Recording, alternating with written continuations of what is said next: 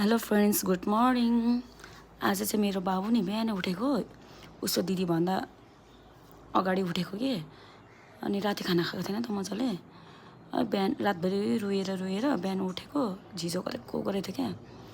अनि सबै जेस बिहानको काम सकेर लुगा धुँदै थिएँ म।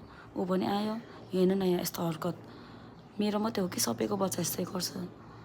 हेर्नु त कति चाहिँ टेन्सन गरेको। नगर भन्दाखेरि गरिरहेको छु म, नगर भन्दाखेरि पनि अट्टेरी के। हुन त बिचरा बच्चाहरू के जान्दछ होइन। हेर्नु न रुको, आफूलाई कति काम हुन्छ है, के भ्याउनु पर्ने कस्तो हुन्छ। हेर्नु न धोएको लुगा सबै फालिदियो मेरो छोराले।